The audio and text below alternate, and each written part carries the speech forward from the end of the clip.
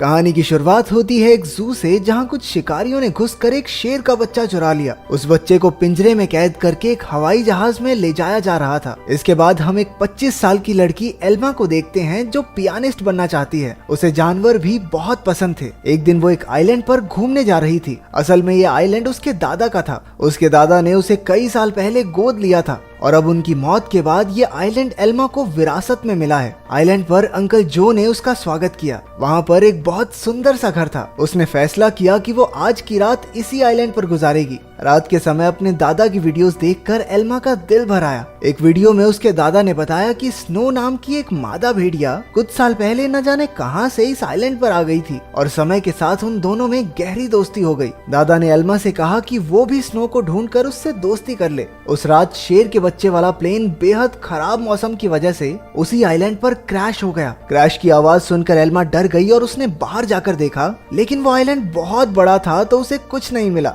अगली सुबह चार्ल्स और एली नाम के दो नौजवान वहां आए। उन्होंने स्नो को कैद करने के लिए जाल बिछा दिया। असल में वो भेड़ियों के पार्क के मालिक थे और उसके लिए स्नो को पकड़कर ले जाना चाहते थे। कुछ देर बाद स्नो जाल में फंस गई, लेकिन अपनी सूझबूझ से चार्ल्स और एली के आने से पहले ही वो जाल काटकर भाग निकली। फिर वो तैरकर आइलैंड की दूसरी ओर जा पहुंची, जहां उसकी मुलाकात एल्मा से हुई। पहले तो एल्मा घबरा रही थी, लेकिन फिर उसने अपने दादा की बात याद की और स्नो को पुचकारने लगी। कुछ देर बाद एल्मा प्लेन क्रैश की जगह पर पहुंची। खुशकिस्मती से शेर के बच्चे को कोई चोट नहीं पहुंची थी। वो एक पक्षी के घोंसले में गिर गया था, लेकिन पक्षी ने उसे नीचे धक्का दे दिया और इसके बाद वो सीधा जाकर एल्मा की गोद में गिरा। एल्मा भी उसे अपने साथ घर ले आई। उसी वक्त स्नो भी अपने छोटे बच्चे के साथ घर में आ गई। घर में 3 प्यारे जानवर देखकर एल्मा बहुत खुश थी। उसने तुरंत अंकल जो को बुलाया, लेकिन उन्होंने एल्मा से कहा कि इन खतरनाक जानवरों को घर में रखना ठीक नहीं है, तुम्हें इन्हें जू वालों को दे देना चाहिए।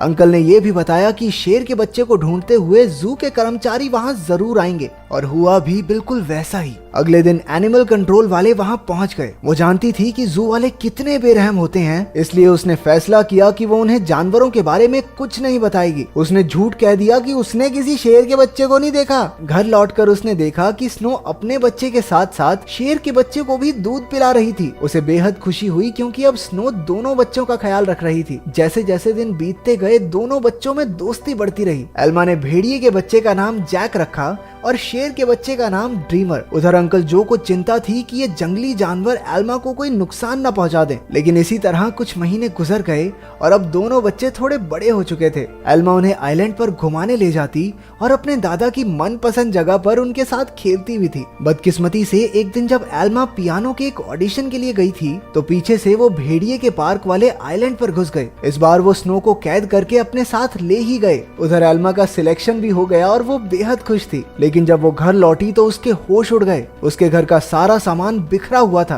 क्योंकि दोनों बच्चे भूख की वजह से परेशान हो गए थे। एल्मा ने स्नो को ढूंढने के लिए पूरा आइलैंड छान मारा, लेकिन स्नो तो वहाँ थी ही नहीं। अब उसे ही बच्चों का पेट भरना था, इसलिए उसे ना चाहते हुए भी अपनी पियानिस्ट की नौकरी छोड़नी पड़ी। एक दिन अंकल जो फिर से वहाँ आए और खूंखार जानवरों को अब तक वहाँ देखकर गुस्से से भर गए। उसने एल्मा से उसी वक्त जानवरों को जू में भेजने को कहा, लेकिन एल्मा ने उन्हें समझाया कि उसके दादा की यही इच्छा थी कि वो जानवरों के साथ रहे, और फिर जू में न जाने इन मासूमों पर कितने अत्याचार होंगे। आखिरकार अंकल जो भी मान गए और एल्मा को गले से लगा लिया। अब उनका सारा समय जानवरों को खाना खिलाने और उनका पूरा ध्यान रखने में जाता था। एल्मा को जैक और ड्रीमर से बहुत प्यार था और बदले में जानवर भी उस पर जान छिड़कते थे। देखते ही देखते 1 साल गुजर गया और अब दोनों जानवर बड़े हो गए थे। अंकल जो शहर से उनके लिए मांस लाया करते थे, लेकिन उनके पास जाने में उन्हें डर लगता था। उन्होंने फिर से एल्मा को समझाया कि इनके साथ रहना खतरे से खाली नहीं है, लेकिन एल्मा किसी कीमत पर उन्हें छोड़ने को तैयार ही नहीं थी। एक दिन एक माँ बेटी कश्ती में आइलैंड के नजदीक आए। उन्हें देखकर जैक उनके पास जाने लगा। जैसे ही एल्मा ने ये सब देखा, वो जैक को रोकने के लिए भागी, लेकिन वो एक पत्थर से टकराकर नीचे गिर गई और उसके सर में चोट लगने की वजह से वो उसी वक्त बेहोश भी हो गई। वो माँ बेटी ये सब नहीं देख पाई और वापस कश्ती में चली गई। कुछ ही देर में जैक और ड्रीमर एल्मा के पास आए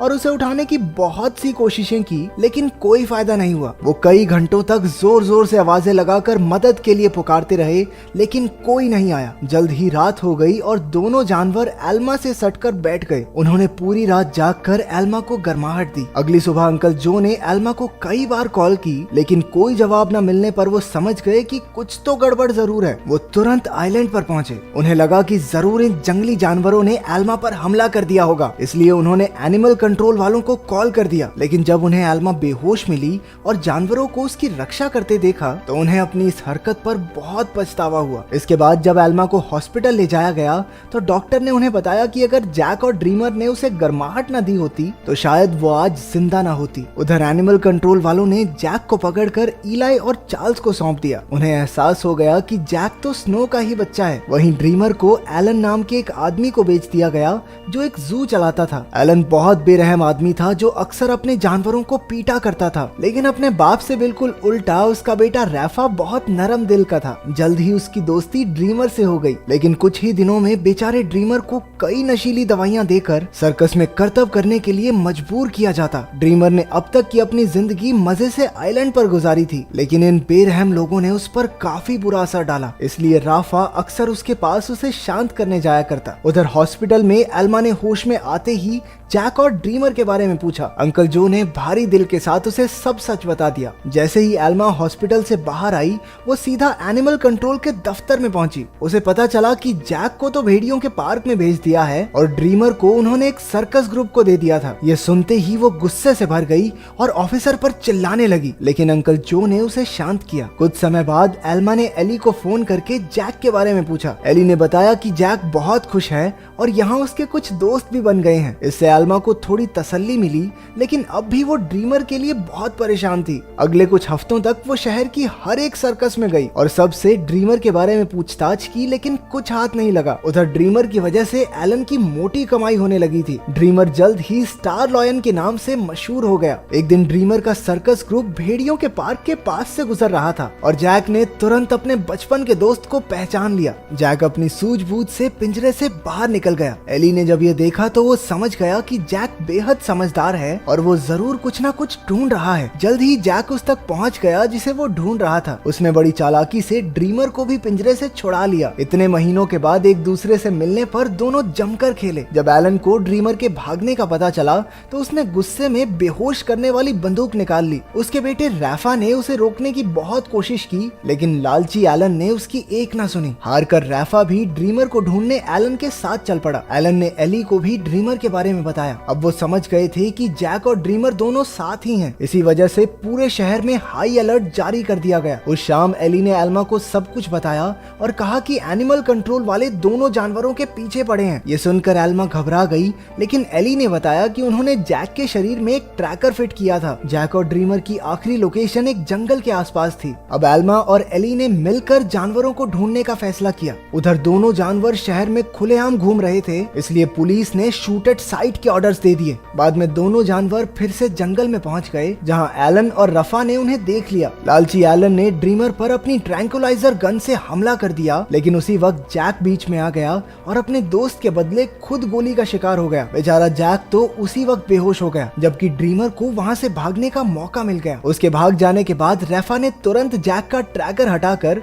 उसे एक दवाई दे दी, जिससे बेहोशी की गोली का असर खत्म हो जाए। कुछ देर बाद बाप बेटा एक बार में पहुंचे और एली और एल्मा भी एक ट्रैकर के जरिए उन तक पहुंच गए। एलन ने उनसे कहा कि उसके पास कोई ट्रैकर वगैरह नहीं है और उन्हें बाहर भेज दिया, लेकिन समझदार रैफा ने बाथरूम का बहाना बनाकर एली और एल्मा को सब सच बता दिया। वो उन्हें जंगल में ले गया, जहां आखिरकार उन्हें ड्रीमर मिल गया। इसके बाद ड्रीमर उन्हें एक झोपड़ी में ले गया, जहां जैक आराम कर रहा था। खुशकिस्मती से उसे सही टाइम पर होश आ गया था, लेकिन तभी उन्हें पुलिस के आने का शक हुआ तो एल्मा ने दोनों जानवरों को खुफिया रास्ते से भगा दिया। अब आइलैंड तक पहुंचने के लिए उन्हें सिर्फ एक नदी पार करनी थी। पुलिस से बचने का एक यही रास्ता था, लेकिन वहाँ कोई कश्ती नहीं थी, इसलिए सबको तैर कर ही जाना होगा। जैक तो उसी वक्त फुर्ती से नदी में तैरने लगा, लेकिन ड्रीमर पानी से डरता था। एल्मा ने उसे हिम्मत देने की बहुत कोशिश की, लेकिन ड्रीमर वापस जंगल की ओर मुड़ गया। जैसे ही जैक और एल्मा तैर रहे थे, उन्हें बंदूक चलने की आवाज सुनाई दी। इसका मतलब ये था कि ड्रीमर अब इस दुनिया में नहीं रहा। आइलैंड पर पहुंचकर एल्मा फूट फूट कर रोने लगी, लेकिन ड्रीमर अचानक उसके सामने आ गया। असल में वो जंगल में पुलिस वालों को भटकाने के लिए गया था। उसे जिंदा देखकर सभी खुशी से झूम उठे। आखिर एल्मा ने जैक और ड्रीमर के लौटने पाने की खुशी में पार्टी में पियानो बजाया। अब उनका परिवार पूरा हो गया था। अंत में एल्मा ने सबको अपने प्यारे जानवरों की कहानी बताई, जिससे सभी लोगों के दिल भर आए और वो तीनों खुशी खुशी फिर से एक साथ रहने लगे। तो तुम्हारा फेवरेट जंगली जानवर कौन सा है और क्या तुम उसे पालना चाहते हो? कमेंट्स में जरूर बताना। मिलते हैं अगली वीडियो में।